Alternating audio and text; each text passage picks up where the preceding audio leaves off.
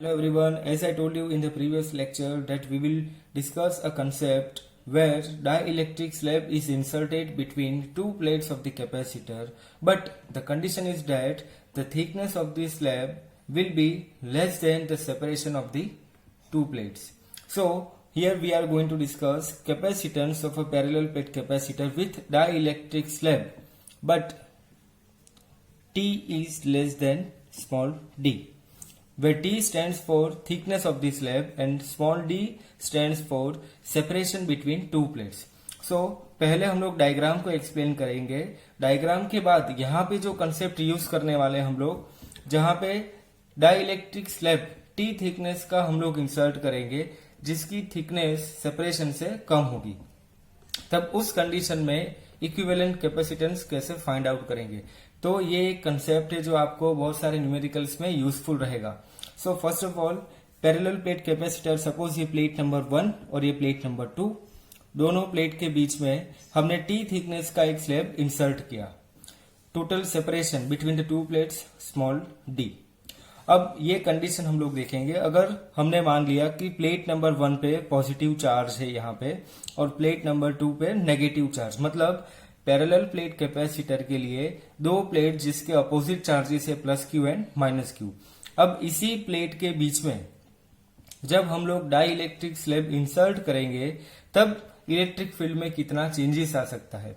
तो जब ये डाई इलेक्ट्रिक स्लैब हमने इंसर्ट नहीं किया था तब हमारी इलेक्ट्रिक फील्ड की डायरेक्शन थी +2 माइनस डाउनवर्ड डायरेक्शन. इस डायरेक्शन को हम लोग बोलेंगे ओरिजिनल इलेक्ट्रिक फील्ड की डायरेक्शन. मतलब जब डाई इलेक्ट्रिक स्लैब नहीं था तब इलेक्ट्रिक फील्ड की स्ट्रेंथ होगी E0 या फिर E से डिनोट करेंगे ओरिजिनल इलेक्ट्रिक फील्ड और उसकी डायरेक्शन रहेगी +2 माइनस. अब जैसे इसी इलेक्ट्रिक फील्ड में हमने डाई इलेक्ट्रिक स्लैब को इंसर्ट किया तब हमने पोलराइजेशन की थियरी आगे प्रीवियस लेक्चर में स्टडी की है. जैसे कोई डाई इलेक्ट्रिक मटेरियल को इलेक्ट्रिक फील्ड में प्लेस करेंगे तो डाई इलेक्ट्रिक स्लैब और डाई इलेक्ट्रिक मटेरियल का पोलराइजेशन स्टार्ट हो जाता है. तो जैसे हमने इस फील्ड में डाई इलेक्ट्रिक स्लैब को इंसर्ट किया तो due to this positive charge यहाँ पे नेगेटिव चार्जेस इंड्यूस हो जाएंगे और इस नेगेटिव चार्ज की वजह से यहाँ पे पॉजिटिव चार्जेस इंड्यूस हो जाएंगे. तो इसीलिए इसको हमने डिनोट किया -QP और इसको डिनोट किया +QP. P stands for polarisation. तो ये दोनों चार्ज हमें पोलराइजेशन की वजह से मिला. तो हमने एक चीज यहाँ पे ऑब्जर्व की कि स्लैब के अंदर भी एक इलेक्ट्रिक फील्ड जनरेट होगी, जो इलेक्ट्रिक फील्ड होगी +2 माइनस, मतलब अपोजिट टू ओरिजिनल फील्ड. और डाई इलेक्ट्रिक स्लैब और डाई इलेक्ट्रिक मटेरियल के लिए हमने कंडीशन स्टडी की थी आगे कि जब भी डाई इलेक्ट्रिक मटेरियल को इलेक्ट्रिक फील्ड में प्लेस करेंगे तो वो ओरिजिनल इलेक्ट्रिक फील्ड का अपोज करेगा, मतलब ओरिजिनल फील्ड की इंटेंसिटी कम हो जाएगी. ये उसको बैलेंस नहीं कर पाएगी जो कंडक्टर में हमने कंडीशन स्टडी की थी. तो ये डाइलेक्ट्रिक मटेरियल जो हुए इसकी वजह से हमें ओरिजिनल फील्ड में डिक्रीमेंट मिलेगा. अब नेक्स्ट, इसी कंडीशन में हम लोग कैपेसिटेंस भी फाइंड आउट करना चाहेंगे. हमने एक आगे सेम कंडीशन स्टडी की थी जब डाइलेक्ट्रिक स्लैब की जो थिकनेस थी वो D के बराबर थी और उसमें हमने पोटेंशियल फाइंड आउट करके फाइनल कैपेसिटेंस कैलकुलेट किया था. तो इस कंसेप्ट में मैं आपको एक अलग मेथड दिखाने वाला हूं जिसमें आपको सीरीज और पैरेलल का कंसेप्ट यूज करना होगा. तो फर्स्ट ऑफ ऑल आपको इस कंडीशन में डिटेक्ट करना होगा कि ये कैपेसिटर सीरीज में कनेक्टेड है या फिर पैरेलल में.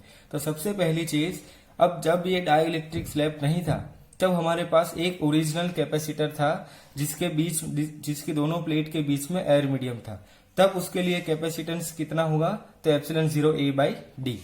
अब जैसे हमने डाई इलेक्ट्रिक स्लैब को यहाँ पे इंसर्ट किया तो T थिकनेस जितना रीजन हमारा बनेगा डाई इलेक्ट्रिक मटेरियल का और उसके अलावा जो रीजन बाकी है वहां पे एयर मीडियम रहेगा.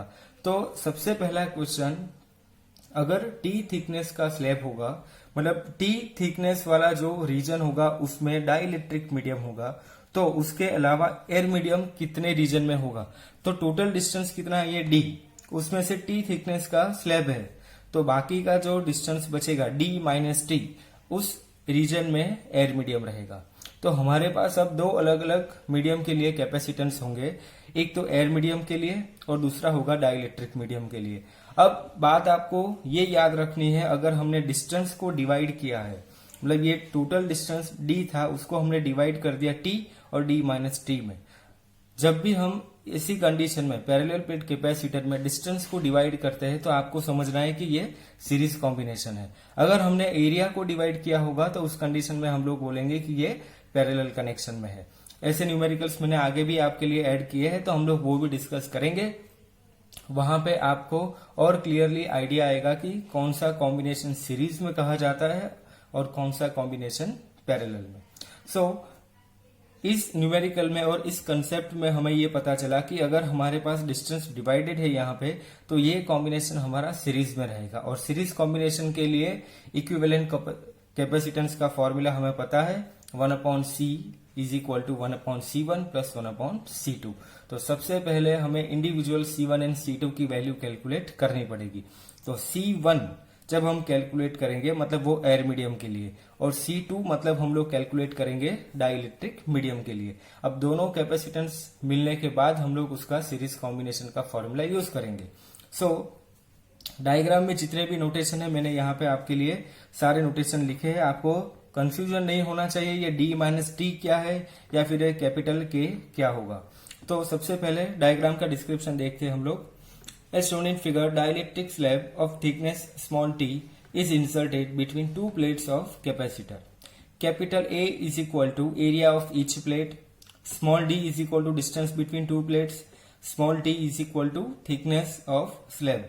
D minus t is equal to a region where air medium exists. और capital K is equal to dielectric constant of slab. मतलब जो डाइलेक्ट्रिक मटेरियल हमने प्लेस किया उसका डाइलेक्ट्रिक कांस्टेंट होगा कैपिटल K।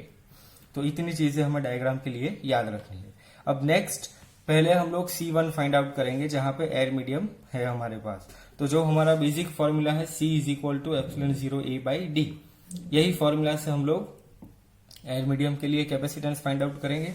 सो कैपेसिटेंस इन reason 1 मतलब air medium, तो C1 is equal to क्या हो जाएगा epsilon 0A upon D minus t. तो इतने ही रीजन में एयर मीडियम एग्जिस्ट करता है D माइनस टी, तो ये डिस्टेंस हमने कितना लिखा है D माइनस टी। अब सेकेंड रीजन कैपेसिटेंस इन रीजन 2 डाइलेक्ट्रिक मीडियम। अब जैसे डाइलेक्ट्रिक मीडियम प्लेस करेंगे तो परमिटिविटी चेंज हो जाएगी। तो C2 इज इक्वल टू क्या हो जाएगा एप्सिलॉन A अपॉन टी, और यहाँ पे ये एप्सिलॉन क्या इंडिकेट करेगा परमिटिविटी इन डाइलेक्ट्रिक मीडियम। अब इसी का एक रिलेशन हमने फर्स्ट चैप्टर में स्टडी किया था, epsilon upon epsilon 0 is equal to K। तो एप्सिलॉन को हम लोग रिप्लेस करेंगे एप्सिलॉन 0 इंटू K के साथ। तो डायरेक्टली यहां पे लिखा epsilon 0 K into area upon thickness T। तो ये C1 एंड C2 मिला हमें। अब ये कॉम्बिनेशन सीरीज में है तो सीरीज कॉम्बिनेशन का फॉर्मूला अप्लाई करेंगे। Now CS is equal to series combination के लिए C1 C2 upon C1 plus C2। ये भी डायरेक्ट स्टेप मैंने लिखा है, कंफ्यूजन नहीं होना चाहिए। 1 upon CS is equal to 1 upon C1 plus 1 upon C2। LCM लो, उसको इनवर्स करो तो ये फाइनल आंसर आ जाएगा C1 C2 upon C1 plus C2। अब C1 मतलब एयर मीडियम के लिए, तो एयर मीडियम के लिए हमारे पास फॉर्मूला है epsilon 0A upon D minus T. C2 का मतलब कि डाइलेक्ट्रिक मीडियम में कैपेसिटेंस, तो K epsilon 0A upon T upon C1 plus C2। अब इसमें से हमने एक एप्सिलॉन 0A को साइड पे रखा, बाकी का term as it is K epsilon 0A into t into D minus t. तो मतलब हमने ये एक टर्म पूरा साइड पे रखा K epsilon 0A upon T into D minus T.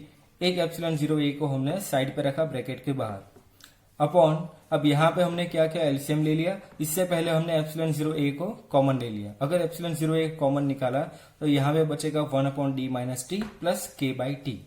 यहाँ से एक टर्म कैंसिल हो गया।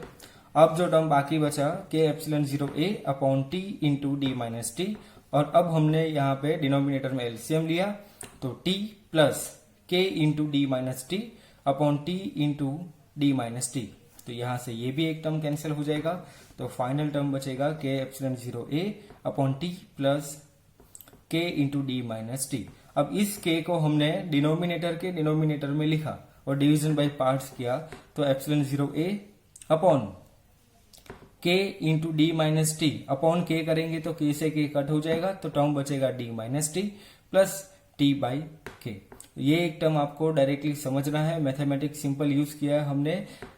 इस k को हमने डिनोमिनेटर के डिनोमिनेटर में लेके गए और वहां पे डिवीजन बाई पार्ट्स किया। अगर आपको और इजीली समझना है तो epsilon 0a upon t plus k into D minus T upon के।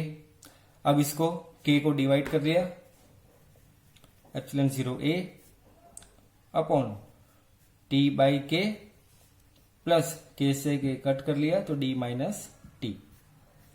ये हमारा फाइनल आंसर। डायरेक्ट भी लिख सकते हो, अगर आपको समझ में नहीं आएगा या फिर कोई कंफ्यूजन होगा तो सिंपल मैथमेटिक्स यूज करके फाइनल आंसर होगा हमारा epsilon 0a upon D minus T plus T by के। तो ये एक सबसे इंपॉर्टेंट फॉर्मूला जो आपको एनसीईआरटी में नहीं दिया, बट इसका यूज आप एमसीक्यू सॉल्व करने में कर सकते हो। अगर आपको एक ही कैपेसिटर के अंदर अलग रीजन दिया हो तब उस रीजन के लिए हम लोग ये डायरेक्ट फॉर्मूला यूज कर सकते हैं एमसीक्यू में। अगर आपको इस डाइलेक्ट्रिक स्लैब के प्लेस पे अगर कोई मेटल का स्लैब, कॉपर का कोई स्लैब हमें इंसर्ट किया हुआ मिलेगा, तब सेम कैलकुलेशन से हमारा एक आंसर आएगा, बट कॉपर मतलब मेटल, तो मेटल के लिए डाइलेक्ट्रिक कांस्टेंट की वैल्यू हो जाएगी इंफिनिटी। तब यहाँ पे हम लोग t अपॉन के मतलब t अपॉन इंफिनिटी करेंगे तो ये पूरा टर्म 0 हो जाएगा। तो same formula epsilon 0a upon D minus T, ये जो फॉर्मूला बचेगा ये मेटल स्लैब के अलावा जो हमारा एयर मीडियम है उसके लिए। तब इक्विवेलेंट पोटेंशियल का आंसर क्या आ जाएगा, epsilon 0a upon D minus t. तो आपको ये एक जनरल फॉर्मूला याद रखना है। अब जैसे मटेरियल चेंज करेंगे, मटेरियल के अकॉर्डिंग आपको k की वैल्यू चेंज करनी है। अगर आपको कोई भी मेटालिक मटेरियल दिया गया हो तो k की वैल्यू इंफिनिटी मेटल के लिए, तो t अपॉन इंफिनिटी मतलब ये पूरा टर्म 0 हो जाएगा। तो आपका फाइनल आंसर आ जाएगा epsilon 0a upon D minus T. अगर आपको न्यूमेरिकल वैल्यू दी है एरिया या फिर डिस्टेंस और थिकनेस की, तो आप डायरेक्टली कैपेसिटेंस की वैल्यू भी कैलकुलेट कर पाओगे। तो इसीलिए ये कंसेप्ट मैंने अलग से यहाँ पे इस लेक्चर में इंक्लूड किया और इस चैप्टर में इंक्लूड किया एक्स्ट्रा, बिकॉज इसके बेसिस पे आप लोग बहुत सारे न्यूमेरिकल सॉल्व कर सकते हो। अब इसी कंसेप्ट का यूज करके हम लोग और एक एग्जाम्पल भी स्टडी करेंगे नेक्स्ट लेक्चर में। Thank you.